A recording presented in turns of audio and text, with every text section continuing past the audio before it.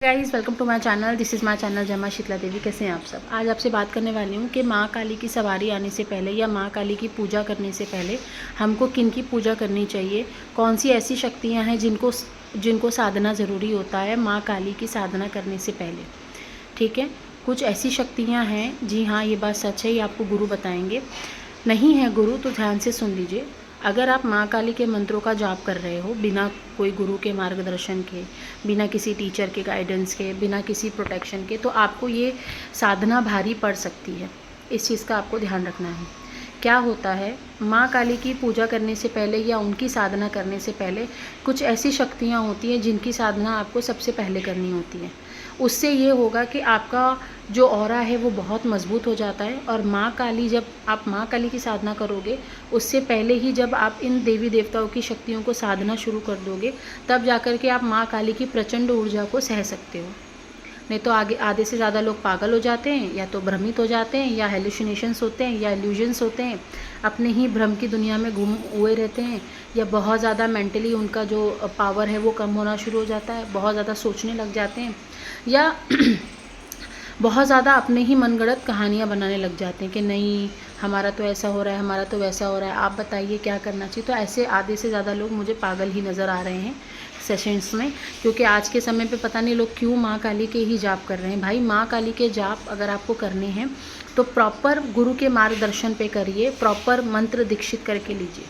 अगर आपके पास गुरु नहीं है तो क्या करना है, थोड़ा सा आपको हिंट दे देती हूँ। पूरा प्रोसेस बताने की अनुमति मुझे नहीं है, क्योंकि फिर हर कोई करने लग जाता है और हर किसी को लगता है कि इससे बहुत अच्छे पैसे कमाए जा सकते हैं, तो बस इस चीज़ को बेचना शुरू कर देते हैं। तो बताया नहीं जा सकता है बिना माँ के आदेश के। अगर आप माँ काली की साधना करना चाहते हो, आप बहुत ज़्यादा आपको वो अपनी तरफ आकर्षित करती हैं, तो सबसे पहले आपको गणेश जी की साधना करनी होती है। गणेश जी की साधना करने से आपको चक्रों का ज्ञान आने लगता है, आपको मूलाधार का ज्ञान आने लगता है, आपको ये समझ में आने लगता है कि हाँ मेरे भी अंदर चक्र है जैसी कोई चीज़ है, मेरे अंदर भी कोई चीज़ ऐसी विराजित है जो मेरी हेल्प करना चाहती है।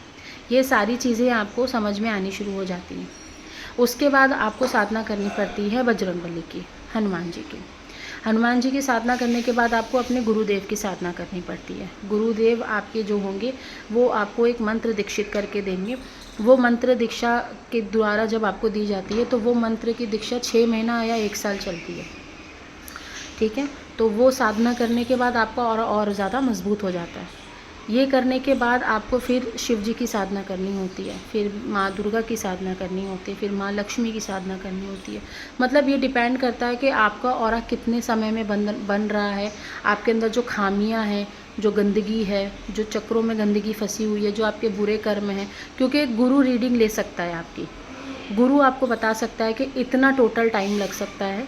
बहुत सारे लोग नहीं बताते हैं, क्योंकि नहीं बताना चाहिए। आई एग्री, नहीं बताना चाहिए, क्योंकि मुझे भी अगर किसी ने बता दिया होता कि 14 साल के बाद, 12 साल के बाद आपका एक समय आने वाला है, उस समय में आप कुछ बनोगे, तो हो सकता है कि मैं इतनी अपने लिए हेल्प नहीं करती या अपने आपको इतना ऊपर लाने की कोशिश नहीं करती, मैं आराम से बैठी होती, कि मुझे पता होता है कि 12 साल बाद मेरा समय बदलने वाला है।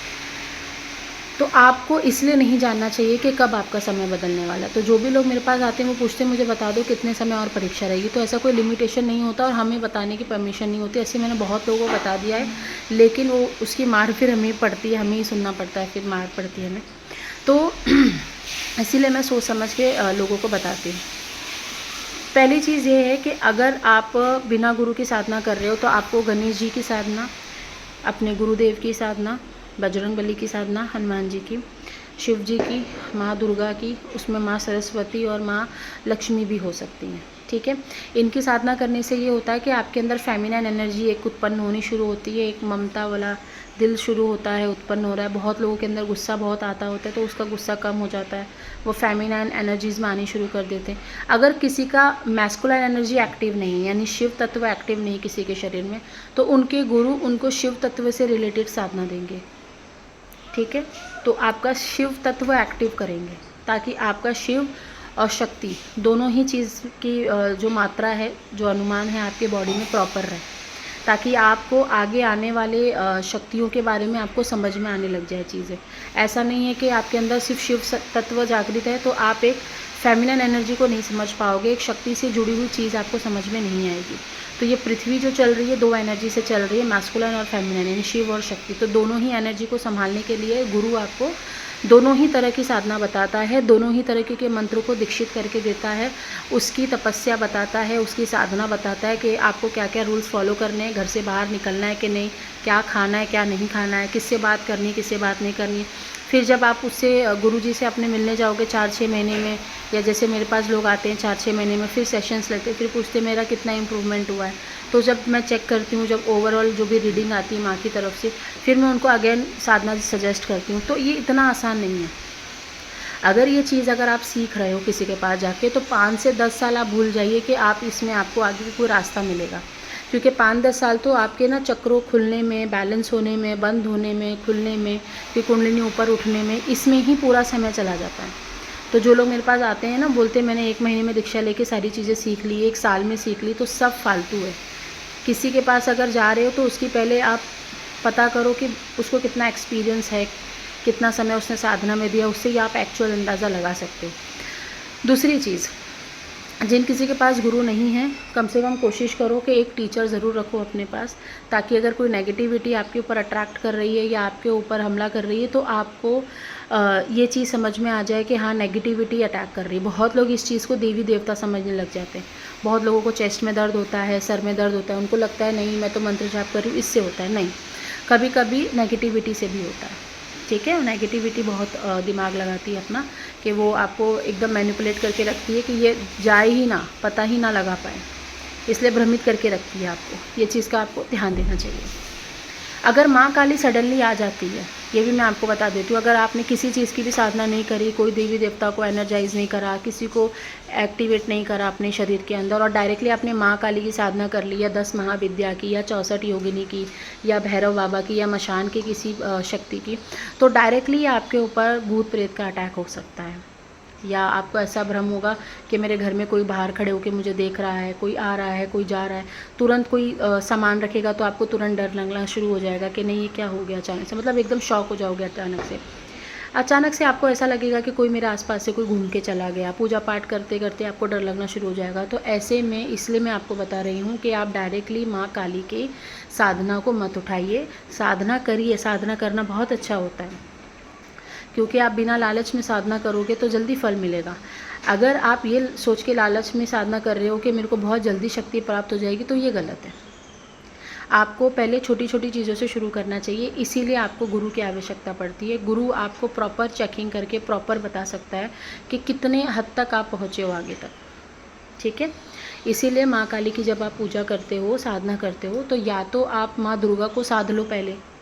माँ दुर्गा कौन है, कहाँ से आई, कैसे उनकी उत्पन्नता हुई, कहाँ से उनकी एनर्जी हमारे बॉडी के अंदर आती है, उनको क्या पसंद है, वो क्या पहनती हैं, उनको क्या, उनका जो भोग होता है वो क्या होता है। पहले आप माँ दुर्गा को प्रॉपर समझो, अपने अंदर उसको उतारो। ठीक है, शिव जी को समझो, शिव जी को अपने अंदर उतारो। गणेश जी को समझो, गणेश जी को अपने अंदर उतारो। पहले एक एनर्जी को अच्छे से पढ़ तो लो। एक एनर्जी इतनी बड़ी है कि आप 10 जन्म में ले लोगे ना, तो एक एनर्जी की प्रॉपर आप पढ़ाई भी नहीं कर पाओगे। एक तरीके से मैं आपको बता रही हूँ, इतनी सारी चीज़ें होती हैं। आपको क्या लगता है कि आपने 10 महीने, साल भर एक ही मंत्र का जाप करा तो क्या इनफ है? नहीं। लेकिन फिर भी भगवान ने कलयुग में इतना आपको कम समय में जागृत होने का वरदान दे रखा है हर किसी को, क्योंकि कलयुग जो है नाम आधार है। नाम जाप करने से भी शक्तियाँ आती हैं। तो इसलिए मैं आपको कहती हूँ कि अगर आप माँ काली की साधना करना चाहते हो, या घुर पंथ में जाना चाहते हो, या नाथ पंथ में जाना चाहते हो, जो भी आपको पंथ अच्छे लगते हैं, जो भी आपको कल्चर अच्छा लगता है, आप जाइए, लेकिन सेफ्टी से जाइए। फिर यही होगा कि ना किसी ने तंत्र किया, ना किसी ने मंत्र किया, और आपने अपनी गलती से इन्वोक कर ली मशान की शक्तियाँ। मशान की शक्ति आने के बाद आपको इतनी ज़्यादा प्रॉब्लम्स हो जाती कि आपको खून की उल्टियाँ भी हो सकती है। तो इस चीज़ का आपको ध्यान देना है। ठीक है, आपको माँ काली की साधना करने से पहले आपको माँ काली के मंत्रों की जो आप मंत्रों का जाप करने वाले वो मंत्र दीक्षित होने चाहिए या आपके गुरु मुख से निकले हुए मंत्र होने चाहिए। उसका प्रॉपर आपको अनुष्ठान पता होना चाहिए, उसकी पूजा पाठ कैसे की जाए, अगर वो मंत्र जागृत हो गया तो उसका इस्तेमाल कैसे और कहाँ करना चाहिए, ये सारी नॉलेज, बहुत सारी नॉलेज है। एक मंत्र का इस्तेमाल कहाँ करना है, किसके ऊपर करना है, अपने ऊपर उसको कैसे इस्तेमाल करना है, अपने घर वालों के ऊपर कैसे उसको इस्तेमाल करना है, उस मंत्र को और ज़्यादा कैसे जागृत करना है, अगर हम किसी के लिए इस्तेमाल कर रहे हैं तो वो मंत्र की ऊर्जा कम हो जाएगी, उसको कैसे बढ़ाना है। ये सारी चीज़ें, बहुत सारी चीज़ें मैटर करती हैं इस चीज़ में। ऐसा नहीं है कि बस मुंह उठा के आपने कहीं पे देख लिया, लिखा हुआ कहीं पे इंटरनेट पे सुन लिया, हाँ भाई ये इंसान बोल रहा है 10 मिनट जाप करके देख लेते हैं, ऐसा नहीं, ऐसा बिल्कुल नहीं करना। ये सिर्फ उन्हीं के लिए लागू होता है जिनके ऊपर पहले से कोई शक्ति या कोई सिद्धियाँ हैं या पहले से ही उसके पास कोई गुरु विद्याएँ हैं, क्योंकि उसको पता है कि नेगेटिविटी आएगी तो हमें करना क्या है, हमें कहाँ उसको ठिकाने लगाना है, उसको कैसे रवाना करना है, क्या करना है उसके साथ, उसको पता है। तो ये चीज़ का आपको ध्यान देना है। हर कोई माँ काली के मंत्रों का जाप करने के लिए नहीं बना है। दूसरी बात, माँ काली अपने बच्चों को खुद सिलेक्ट करती हैं कि कौन उसके पूजा के लायक है कौन नहीं, और हर किसी के ऊपर माँ काली आकर नहीं खेल सकती हैं, प्रॉपर देवी आकर किसी के ऊपर नहीं खेल सकती हैं। इतना बात मेरा ध्यान रखना सब लोग, प्रॉपर माँ आकर किसी के ऊपर नहीं खेलती हैं, आज तक किसी के ऊपर माँ आकर नहीं खेली हैं। माँ की जो योगिनियाँ होती हैं वो आकर खेलती हैं, माँ की जो उनकी सेविकाएं होती हैं वो आती हैं, वो जब सर घुमाते हो तो वो आकर खेल रही होती हैं, माँ नहीं आती हैं।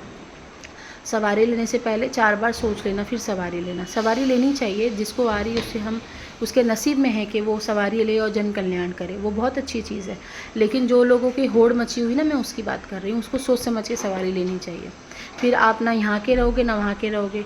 बहुत लोग मेरे पास आते हैं, बोलते हैं हमारे पर सवारी आ गई, अब हम क्या करें, हमारे मम्मी पापा, हमारे जो हस्बैंड है वो हमको जन कल्याण करने देंगे नहीं, अब हम क्या करें। तो ऐसे में आपको सोच समझ के अपना जो भी कदम है वो उठाओ और आगे की जो चीज़ें हैं सोच समझ के करो। गुरु के माध्यम से चलोगे तो अच्छे खासे रहोगे, सुखी रहोगे और आगे बढ़ोगे, ठीक है। हेल्प मिलेगी आपको दुनिया से, लेकिन गुरु नहीं है, थोड़ा सोच के चलो, ठीक है। Till then bye.